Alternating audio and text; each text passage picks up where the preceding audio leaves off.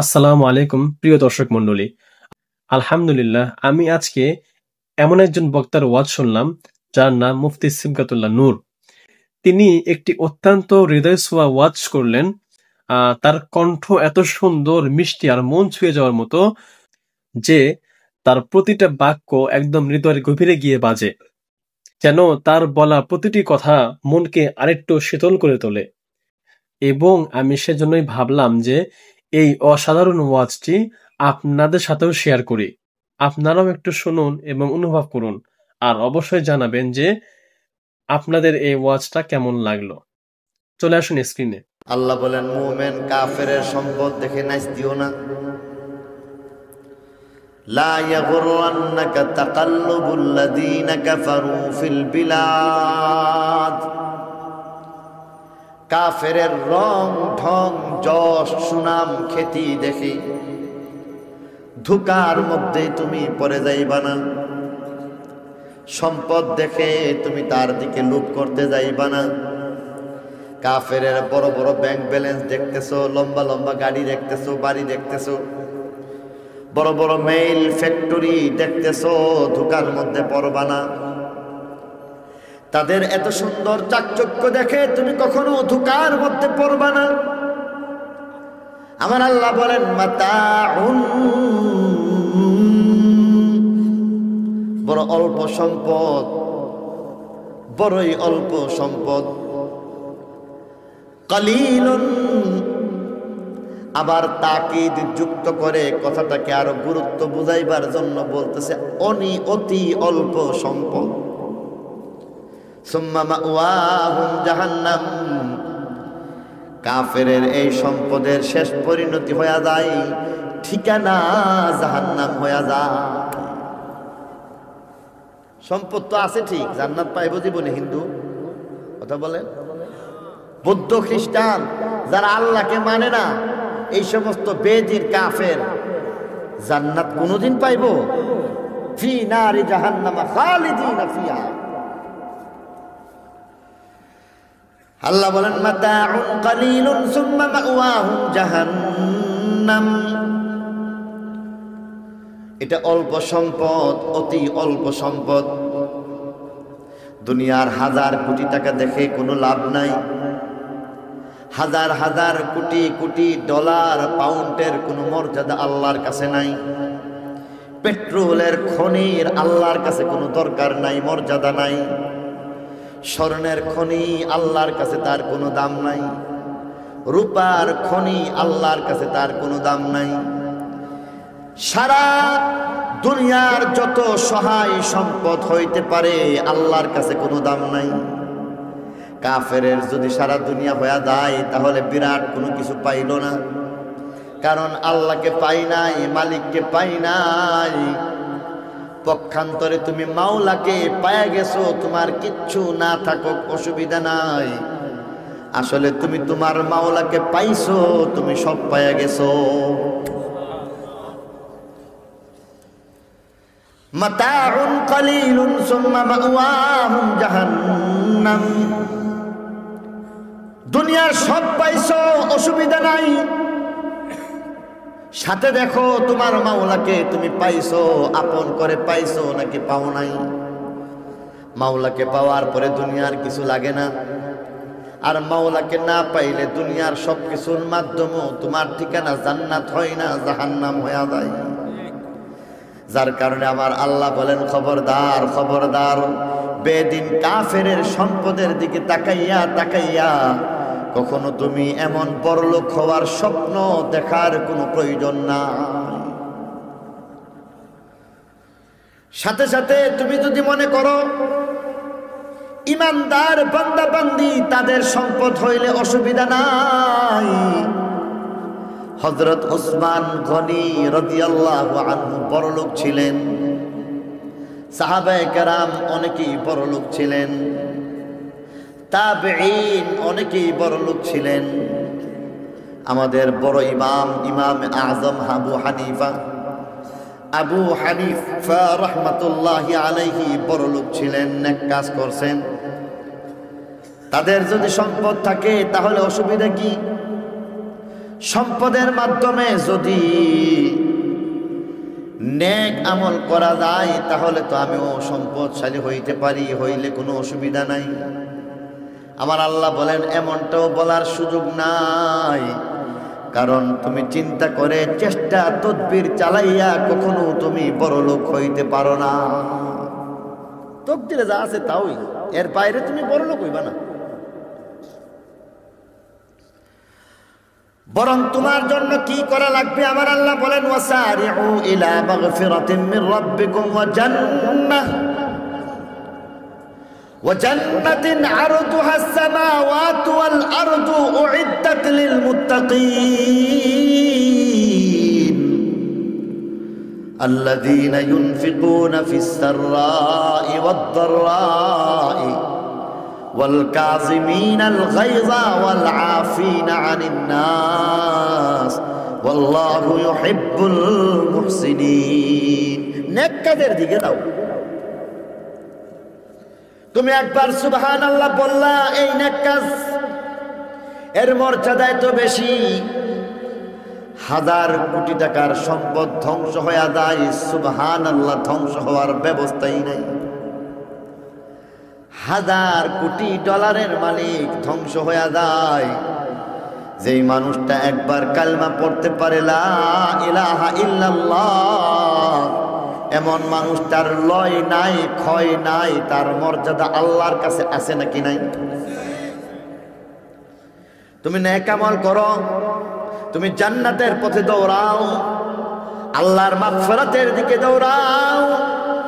4টা আমল তুমি বেশি বেশি করে করতে পারো। তোমার ধন আছে, তুমি বড় লোক, তুমি আল্লাহর রাস্তায় খরচ করো। তোমার ধন নাই, সম্পদ তেমন নাই, তুমি গরিব মানুষ, তুমিও আল্লাহর রাস্তায় খরচ করো। ধনী মানুষ আল্লাহর রাস্তায় খরচ করো, গরিব মানুষ আল্লাহর রাস্তায় খরচ করো। রাগ গুসাকে হজম করো, মানুষের প্রতি দয়া করো। দয়া করা লাগবে, দয়া করো। মেহরবানি তুম আহলে জমি পর, খুদা মেহরবা হোগা আরশে বরি পর। তুমি মখলুকের উপর দয়া করো, আল্লাহ তোমারে দয়া করো। 4টা কাজ হইল, ধনী মানুষ দান করবে, গরিব মানুষ দান করবে, রাগ গুসাকে খায়া ফেলো। 4 নম্বরে কোন কি কইছি, মানুষের প্রতি দয়া করো, মানুষের প্রতি দয়া করো। এই 4টা কাজ করো। প্রথম নম্বর, বড় লোক আল্লাহর রাস্তায় খরচ করো। তোমারকে আল্লাহ সম্পদ দিয়েছেন, আল্লাহর একটা দয়া। গরিব মানুষ তোমাকে তোমার মাওলা সম্পদ দেয় নাই, মনে করবা না দয়া করে নাই। হয়তো তোমাকে এমন সুযোগ সৃষ্টি করে দিয়েছেন যে বড় লোক মানুষটা সেই সুযোগ কশ্চিন কালো পাইতে পারে না। রাদিনা কিসমাতাল জাব্বার ফিনা লানা ইলমুন ওয়ালিল আ'দা ইমালু ফাইন্নাল মালা ইয়াফনা আন করিবিন ওয়া ইন্নাল ইলমা ইয়াবকা লা ইয়াজালু। আল্লাহর তাকসিম আছে, যারা বড় লোক তাদেরকে সম্পদ দিছে, যারা গরিব মানুষ তাদেরকে আল্লাহ নেক আমলের তৌফিক দিয়ে দিছে। তুমি হয়তো জানো না, বড় লোক তার সম্পদকে সঠিকভাবে কাজে লাগাইতে পারে নাই, কিন্তু হইতে পারে তুমি তোমার সম্পদটাকে সঠিকভাবে কাজে লাগাইছো। সাহাবীদের মধ্যে হইতে একজন গরিব সাহাবী ছিলেন, যার নাম সিদ্দিক আকবর, হযরত আবু বকর সিদ্দিক রাদিয়াল্লাহু আনহু। সব সম্পদ আল্লাহর রাস্তায় দিলেন, যা কিছু আছে সব কিছুকে একত্রিত করলেন। পিছন ফিরে দেখতেছেন লণ্ঠন একটা কুপি, কুপিটাকে নিভায়ে ফেললেন। নিবানোর পরে সেই কুপিটাকেও সেই বস্তার ভিতরে ঢুকাইলেন। সবকিছু নিয়ে এবার আল্লাহর রাস্তায় রওনা হয়ে গেলেন। আল্লাহ নবীর দরবারে সবকিছু জমা দিয়ে দিবেন। উঠানটা পার হইলেন, উঠানটা পার হওয়ার পরে আবার ফেরত আসলেন। আবার ফেরত আসার পরে ঘরের মধ্যে প্রবেশ করতেছেন। ঘরের মধ্যে প্রবেশ করে এবার অন্ধকারের মধ্যে বেড়া, বেড়া বুঝেন কথা কই না রে, কুমিল্লার মানুষ তো সব বড় লোক, বেড়া বুঝেন না, বেড়া দরজার বেড়া। ঘরের মধ্যে প্রবেশ করলেন, ঘরটা অন্ধকার, ঘরের মধ্যে কিছু নাই, অন্ধকার ঘরের ভিতরে প্রবেশ করে বেড়ার মধ্যে হাত রাইতেছেন, অন্ধ মানুষের মতো কি যেন খুঁজতেছেন, অন্ধ মানুষের মতো বেড়ার মধ্যে হাত দিতেছেন, এদিক দিয়ে একবার হাত দেন, সেদিকে আরেকবার হাত দেন, খুঁজতেছেন খুঁজতেছেন খুঁজতেছেন। মেয়ে ডেকে ডেকে বলতেছে, আব্বা ঘরের যা ছিল সব তো দিয়া দিলাম, অন্ধকার ঘরের ভিতরে আবার কি অবশিষ্ট রইল, আপনি কি তালাশ করেন? হযরত আবু বকর সিদ্দিক রাদিয়াল্লাহু তাআলা আনহু এবার বলতেছেন, মা সবকিছু আল্লাহর রাস্তায় দিয়ে দিছি, হঠাৎ মনে হইতেছে একটা সুই ছিল, ভাঙ্গা সুই, সবকিছু আল্লাহর রাস্তায় দিয়ে দিলাম, ভাবতেছি সুইটা ঘরের মধ্যে রাখবো না, সুইটাও আল্লাহকে দিয়ে দিব। এইভাবে না কেমন করতেছে, তুমি পারো তো সেদিকে করো, সেদিকে যাও। একদল মানুষ সম্পদকে কাজে লাগায় আল্লাহর জান্নাতের মালিক হয়ে যায়, একদল মানুষ সম্পদকে অনর্থক নষ্ট করতেছে, অন্যায় পথে ব্যয় করতেছে, আল্লাহকে নারাজ বানাই। রাজা প্রজা সকল যুগে এমনটাই পাওয়া যায়। উমাইয়া গোত্রীয় শাসক আব্দুল মালিক ইবনে মারওয়ান সম্পদের অপব্যবহার করেছে, ক্ষমতার অপব্যবহার করলো। আব্দুল মালিক ইবনে মারওয়ান ক্ষমতার অপব্যবহার করে আল্লাহকে নারাজ বানান, সম্পদের অপব্যবহার করে আল্লাহকে নারাজ বানান। কিতাবে লেখে 21 বছর পর্যন্ত দেশ চালাইলেন। 21 বছর দেশ চালাইবার পরে খলিফা উমাইয়া মৃত্যুবরণ করেন। খলিফা আব্দুল মালিক ইবনে মারওয়ানের জানাজা রেডি হয়ে গেছে, কবর রেডি হয়ে গেছে। জানাজার পরে আবার তাকে কবরে নামানো হইল। তদানীন্তন গভর্নর, তখনও তিনি খলিফাতুল মুসলিমিন হন নাই, গভর্নর হযরত উমর ইবনে আব্দুল আজিজ কবরের মধ্যে নামলেন। কবরে নেবে খলিফাতুল মুসলিমিন খলিফা আব্দুল মালিক ইবনে মারওয়ানের লাশটাকে রাখলেন। মনে মনে চিন্তা করতেছেন, শেষবারের মতো চাচার চেহারাটা দেখব। চাচার চেহারাটা দেখার জন্য কাফনটা খুললেন। খোলার পরে ভয় পায়া যান, কারণ আরবের মানুষ এত সুন্দর মানুষ, পাকা আমের মতো যার চেহারাটা এত সুন্দর, আজকে হঠাৎ তাকায় দেখে তার চেহারাটা হাবশি গোলামের চেহারার মতো কালো হয়ে গেছে। চেহারা কালো হয়ে গেছে, কেবলা থেকে সরে গেছে। তখন ছিলেন গভর্নর উমর ইবনে আব্দুল আজিজ, উমরে সানি যারে বলা হয়, হিজরি 2য় শতাব্দীর মানুষ, খ্রিস্টীয় 700 শতাব্দীর পরের কথা। ইনি আমাদের 2য় খলিফা নয়। হযরত উমর ইবনে আব্দুল আজিজ এবার একটা ধাক্কা খাইলেন। আপন চাচা, অপর দিক থেকে আপন শ্বশুর, কারণ তিনি খলিফা আব্দুল মালিক ইবনে মারওয়ানের মেয়েকে বিবাহ করেছেন, চাচাতো বোন বিবাহ করেছেন। চাচার লাশটা দেখলেন, ভয় পেয়ে গেলেন। মনে মনে বুঝতেছেন হয়তো আল্লাহ নারাজ, তা না হইলে চেহারাটা এমন করে কালো হইতে পারে না। ক্ষমতার মধ্যে এবার বসলেন সুলাইমান, নিজের ছেলে সুলাইমান ক্ষমতার মসনদে বসলেন। ক্ষমতার মসনদে সুলাইমান বসলেন, মাত্র 9 মাস দেশ চালাইলেন।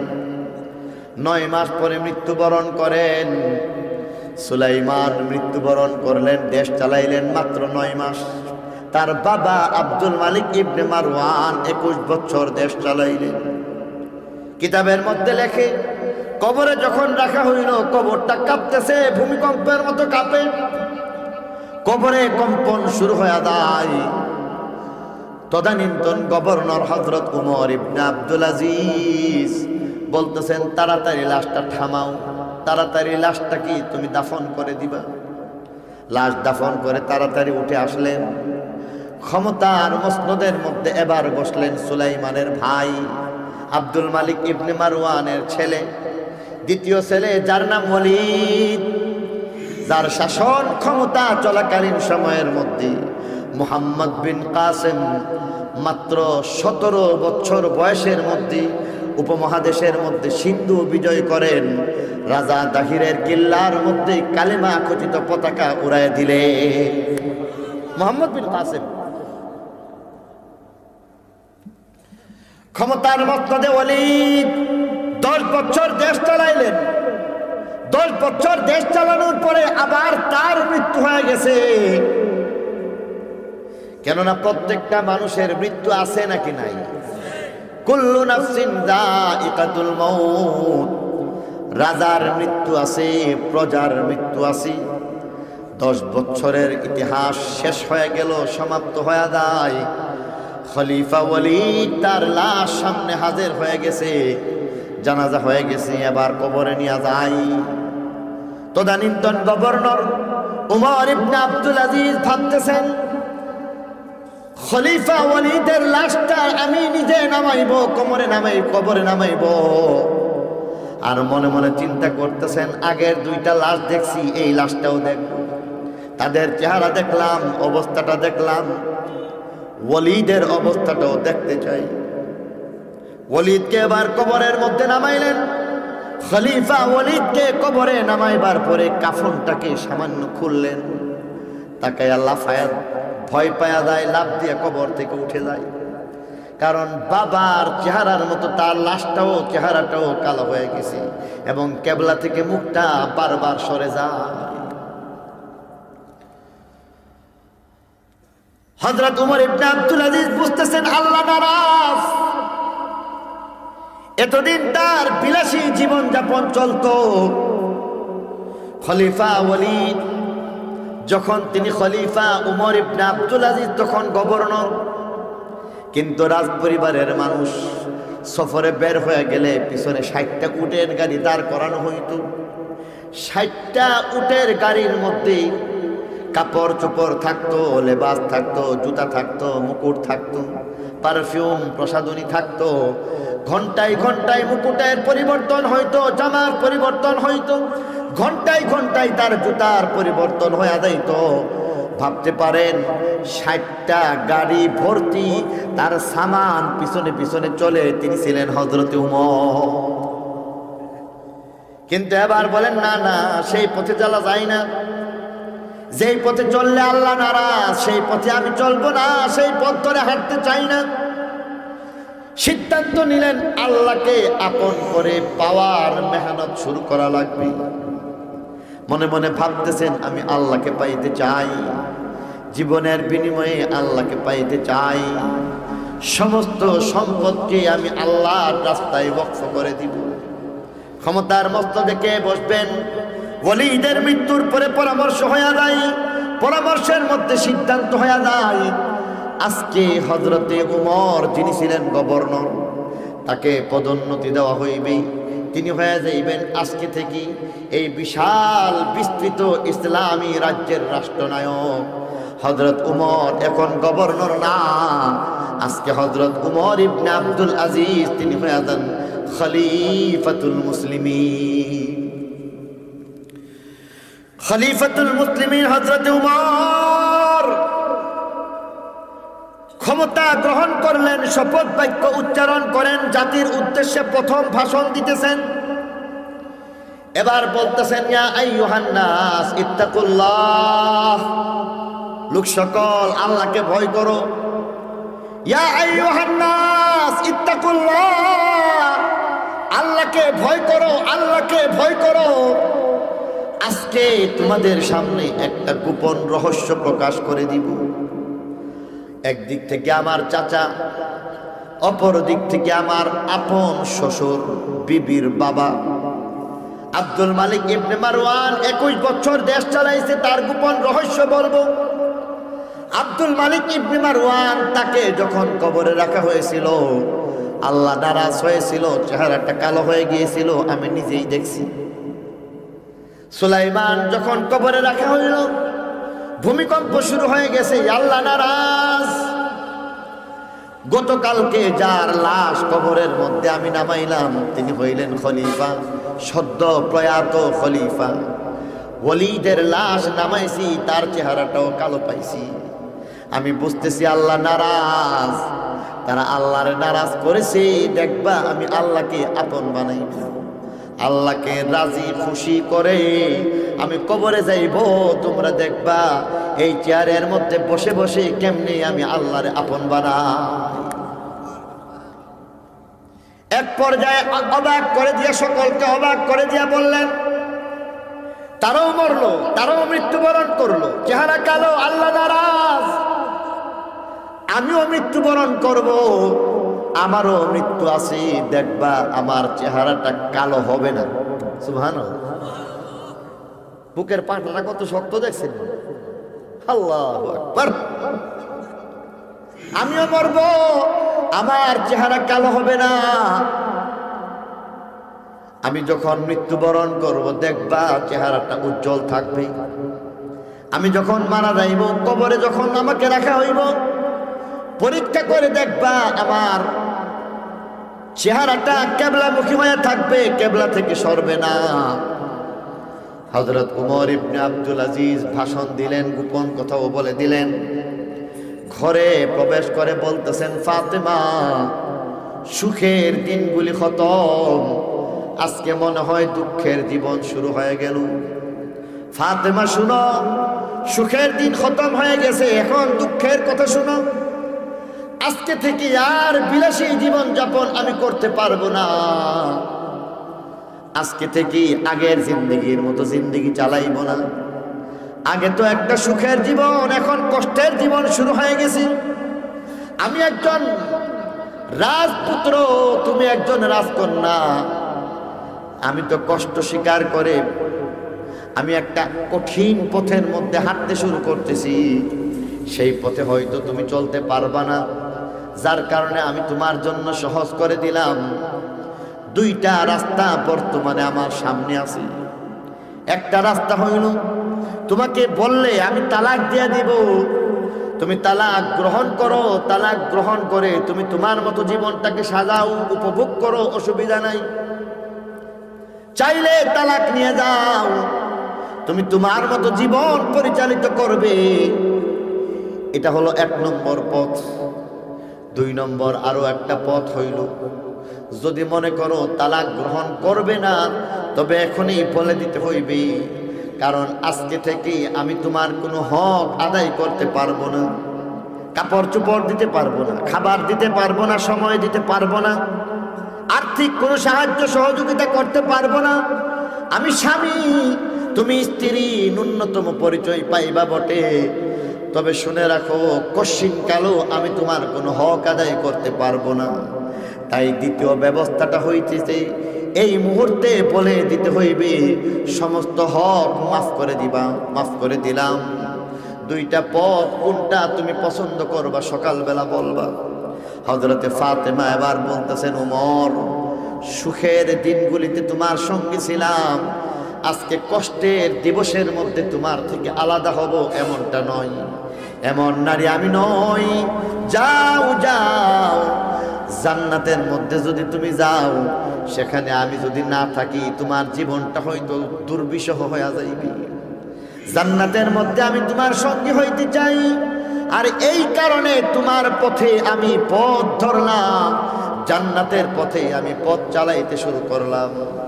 আল্লাহকে সাক্ষী রেখে বলতেছে, শুনো হে ওমর, আজকে থেকে তোমাকে স্বাধীন করে দিলাম, আমার সমস্ত হক আল্লাহর হস্তে মাফ, তুমি মুক্ত। তুমি তোমার মতো করে তোমার জীবন চালাও, তুমি তোমার মতো করে চলো, অসুবিধা নাই। জীবনেও কোনো আবদার নিয়ে হাজির হব না। সুবহানাল্লাহ।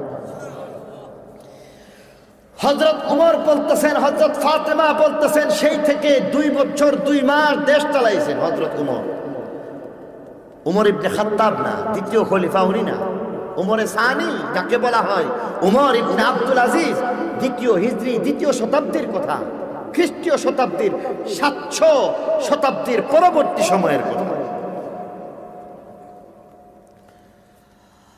হযরতে ফাতেমা বলেন সেই থেকে জীবন চলল।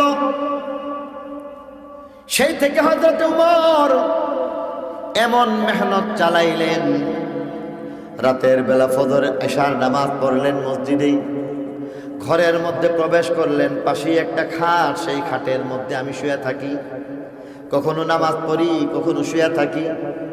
কিন্তু হযরত উমর ইবনে আব্দুল আজিজ 2 বছর 2 মাস পর্যন্ত একটা রাত্র বিছানার মধ্যে পিঠটাকে লাগান নাই।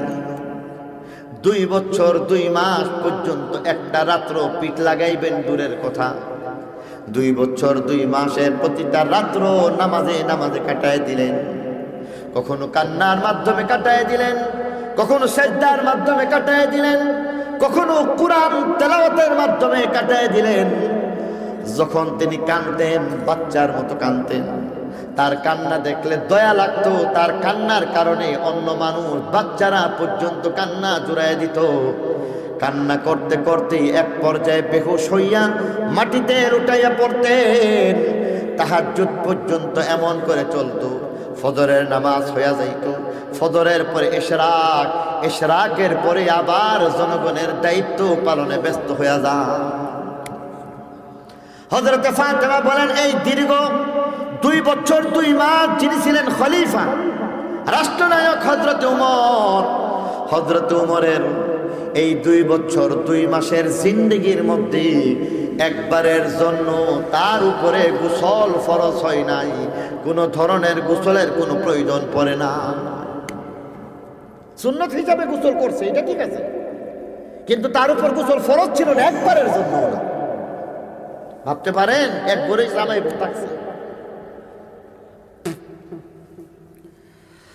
হযরত উমর এবার বলতেছেন ফাতেমা আমার সমস্ত সম্পদ উঠানের মধ্যে রাখো। সব সম্পদ আজকে উঠানের মধ্যে রাখলেন। ডেকে ডেকে বলতেছেন ফাতেমা আমার কাপড় চোপড় অনেক, যত কাপড় চোপড় হইতে পারে সব কয়টা কাপড় বাইরে রাখো। ফাতেমা আমার সমস্ত মুকুটগুলিকে উঠানের মধ্যে রাখো। যেই মুকুট ঘন্টায় ঘন্টায় পরিবর্তন হয়ে যায় বাইরে রাখো। যেই জুতা জোড়া ঘন্টায় ঘন্টায় পরিবর্তন হয়ে যায়, আজকে সমস্ত সম্পদ, সমস্ত জুতা জোড়া বাইরে রাখো। সব সম্পদের পরে আবার বলতেছেন ফাতেমা আমার ছেলেদের মেয়েদের পার্সোনাল কিছু সম্পদ আছে, সমস্ত সম্পদ আজকে উঠানের মধ্যে রাখো। ফাতেমা তোমার সমস্ত সম্পদ উঠানের মধ্যে রাখো। ফাতেমা যত কাপড় চোপড় হয় সব কিছু বাইরে রাখো। নিজের হাতে এবার তিনি দাঁড়াইয়া পর্দাগুলি টান দিয়ে খুললেন, সব কয়টা পর্দা রেখে দিলেন। সমস্ত পর্দা রেখে দেওয়ার পরে এবার বলতেছেন তোমার গয়নাগাটি বাইরে রেখে দাও। সমস্ত গয়নাগাটি এবার বাইরে রাখা হইল। সবকিছুকে রাখার পরে এবার বলা হইতেছে ফাতেমা তোমার শরীরে এখনো তো অনেক সম্পদ, কারণ তোমার শরীরের মধ্যে অলংকার গয়নাগাটি, সেই গয়নাগাটি জড়িয়ে আছে। সমস্ত গয়নাগাটি আজকে সেখানের মধ্যে জমা করে দিবা। হযরতে ফাতেমা এবার কান থেকে নিজের অলংকার খুলে ফেললেন। হযরতে ফাতেমা হাত থেকে নিজের বালা খুললেন, কোমরবন্ধ খুলে ফেলেন। হযরতে ফাতেমা পা থেকে নুপুরগুলিকে খুলে ফেললেন। ঘরের মধ্যে যত সম্পদ হইতে পারে সবকিছুকে বাইরে রেখে দিলেন। একটা মাত্র কাপড়, যেই কাপড়টা নিজের জামা, যেই কাপড়টা জামা গায়ে দিয়েছেন, সেই জামার বাইরে অন্য কোনো জামা নাই। 6টা ছেলে 6টা মেয়ের জন্য 12 জোড়া কাপড়, নিজের 1 জোড়া কাপড়, বিবির 1 জোড়া কাপড়, এক জোড়া কাপড় ছাড়া যত সম্পদ হইতে পারে সমস্ত সম্পদ বাইরে রাখলেন। বাইতুল মালের জিম্মাদার মুজাহিমকে ডাকলেন, আর ডাক দিয়া বলতেছেন, উমরের পক্ষ থেকে বাইতুল মালের মধ্যে সমস্ত সম্পদ, স্থাবর অস্থাবর সমস্ত সম্পদ আল্লাহর রাস্তায় ওয়াকফ করে দিলাম, সবকিছু বাইতুল মালের মধ্যে জমা করে দিবা। সব বাইতুল মালে জমা হয়ে গেছে। ফাতেমা বলতেছেন, বাচ্চাদের কি হবে? বলতেছেন, বেতনের ব্যবস্থা আছে। বেতন কি পরিমাণ? বেতন যেই পরিমাণ খোরাকি, এই পরিমাণ বেতন। খোরাকি শেষ হয়ে গেলে, মাস শেষ হয়ে গেলে একটা টাকা কানা করি পয়সা, একটা টাকাও অবশিষ্ট থাকে না, সব কিছু দিয়ে দিতেছে। হযরত ওমর ইবনে আব্দুল আজিজ গত বছরে ছিলেন গভর্নর, বর্তমানে তিনি হয়ে যান খলিফা।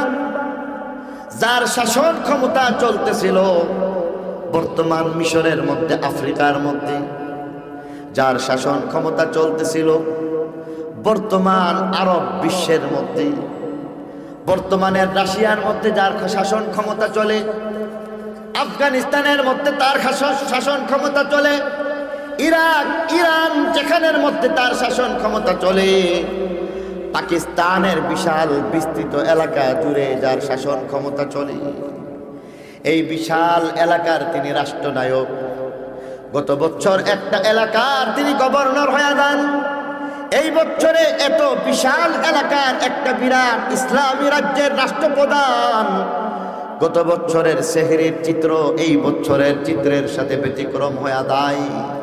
গত বছরের ইফতারের চিত্র এই বছরের ইফতারের চিত্রের সাথে ব্যবধান হয়ে যায়। গত বছর তিনি যেমন হাজার রকম খাবারের ব্যবস্থার মাধ্যমে সেহরির ব্যবস্থা করেছেন, আর এই বছরে হাজার রকম খাবারের ব্যবস্থা হয় না, মাত্র একটা খেজুরের দ্বারা সেহরি, একটা খেজুরের দ্বারা ইফতার। 14 জনের পরিবারের জন্য 14টা খেজুর, এটা হয়ে গেল ইফতার। 14 জনের পরিবারের জন্য 14টা খেজুর, এটাই হয়ে যাইতেছে সেহরি। তার মাধ্যমে জিন্দেগি শুরু হয়ে যায়। সুবহান রাব্বিকা রব্বিল ইজ্জাতি আম্মা ইয়াসিফুন ওয়া সালামুন আলাল মুরসালিন ওয়ালহামদুলিল্লাহি রাব্বিল আলামিন। আসসালামু আলাইকুম ওয়া রাহমাতুল্লাহি ওয়া বারাকাতুহু।